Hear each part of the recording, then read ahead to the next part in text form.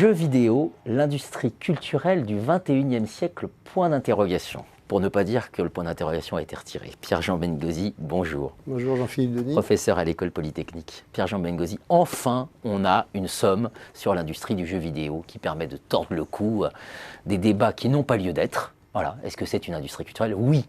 Et d'abord, c'est une industrie importante.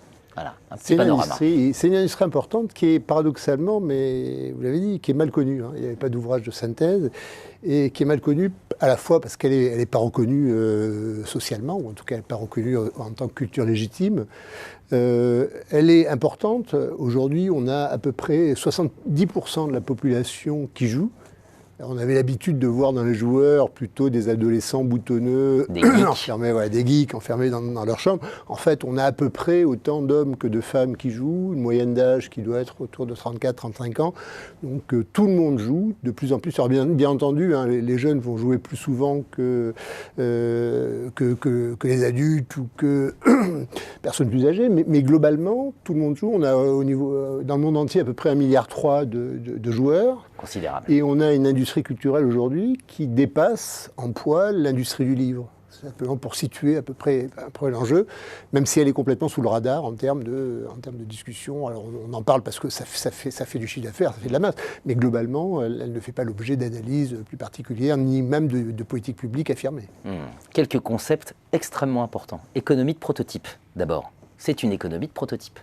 Comme toutes les industries culturelles, c'est une économie de prototype. Chaque jeu, chaque nouveau jeu est une industrie où, comme disait un collègue, nobody knows. Personne ne sait si ça va être un succès.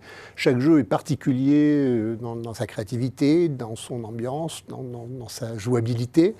Et donc un peu comme un film, comme un livre, comme un programme de télévision, chaque jeu est spécifique et donc il faut s'organiser de manière particulière pour chaque production de jeu. Ce qui change de la plupart des autres industries où finalement on reproduit à chaque fois la production de biens quasiment à l'identique malgré les innovations.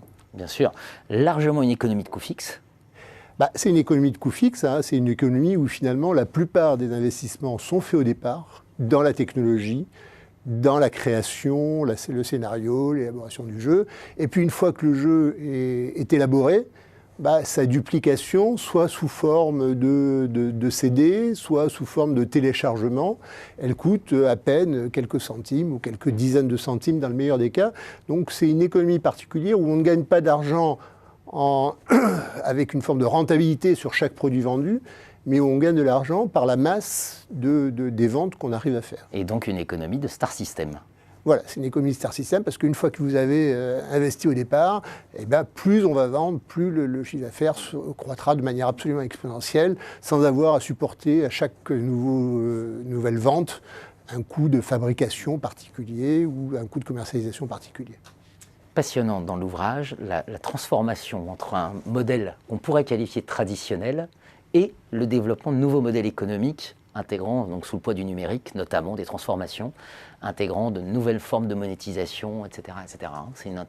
Ce qui nous a frappé effectivement en travaillant sur l'ouvrage avec Philippe Champy, c'est que le modèle de jeu est ancien, quelques dizaines d'années, et commencé classiquement avec un modèle de consoliers, des fabricants de consoles, qui vendent des terminaux et puis qui trouvent ensuite des jeux pour alimenter et rendre attractifs leurs terminaux. Mais au départ, finalement, la rentabilité de l'industrie du jeu vidéo, elle se faisait dans la vente des terminaux de consoles, les jeux étant simplement une manière d'enrichir cette attractivité.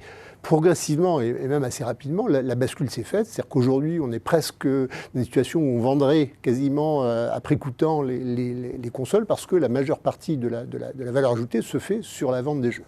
Donc sur les modèles classiques historiques du jeu vidéo, on a déjà eu cette bascule.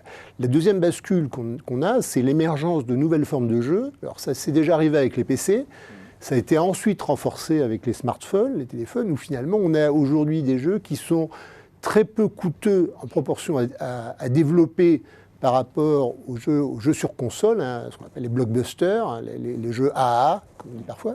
Et ces jeux sur smartphone sont peu coûteux à développer et donnent lieu à une économie où finalement l'investissement n'est pas celui dans une industrie capitalistique comme celui des consoliers, mais dans une industrie de start-up qui va essentiellement fonctionner par autofinancement dans une très très large mesure, avec un peu une forme d'économie casino, mais donc à la fois une coexistence dans le même secteur de formes d'économie et de formes de modèles d'affaires qui sont très très différents et étonnamment rentrant en concurrence les uns avec les autres. Absolument, et des profits qui se font au moment de la revente de la start-up. Ça, c'est un point important qui change des choses quand même en termes c'est comme toute l'économie de la start-upisation, et on le voit bien, y compris sur des plateformes comme Uber aujourd'hui, qui continuent à perdre de l'argent. Mais pourquoi? Parce que la rentabilité n'est pas une rentabilité industrielle où on fait des marges sur chaque produit vendu, mais c'est une rentabilité où le gain va se faire au final sur la croissance de l'entreprise, le pari qu'on prend sur la croissance de l'entreprise.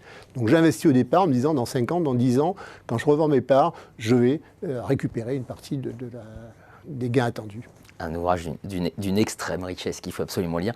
Pour terminer, Pierre-Jean Bengozzi, 2 points.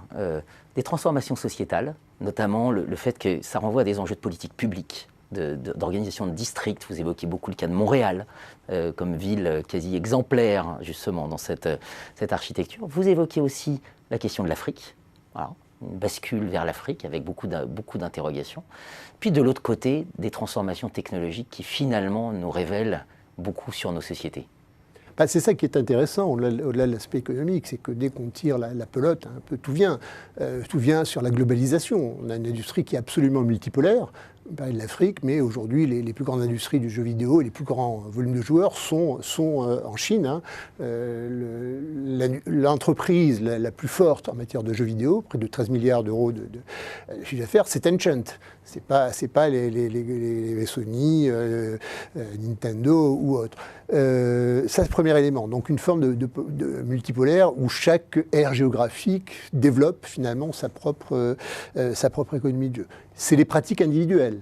Hein. Il suffit d'aller dans les manifestations de e-sport pour voir toute une série de pratiques culturelles absolument inconnues, je parlais tout à l'heure de sous le radar, qui sont le fait de jeunes générations notamment, mais pas uniquement, des gens qui viennent déguisés, qui sont inspirés par la culture des mangas, par la culture hip-hop, du rap, etc. Donc il y a un mélange un peu de l'ensemble de ces cultures populaires, de cette pop culture, qui opère une forme de substitution, en tout cas qui permet des consommations de masse qu'on ne voit pas du tout transparaître dans les analyses classiques des pratiques culturelles.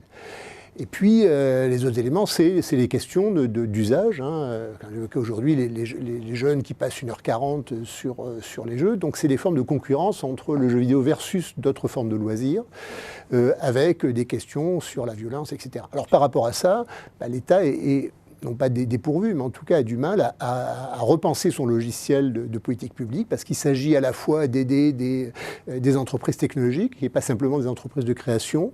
Il s'agit à la fois de faire de la régulation sur des pratiques qui sont pervasives, qui sont très très largement diffusées.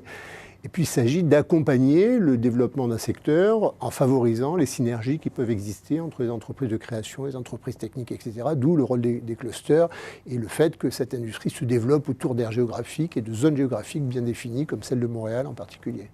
Un voyage extraordinaire au pays des jeux vidéo, voilà, qu'il faut absolument entreprendre pour aller découvrir ce nouveau monde, celui des jeux vidéo qui n'est déjà plus nouveau, qui est le monde. Puis tout le monde joue, qui n'a pas joué au solitaire, à un jeu de cartes, à un poker en ligne ou à un démineur il y a quelques années pour les plus anciens.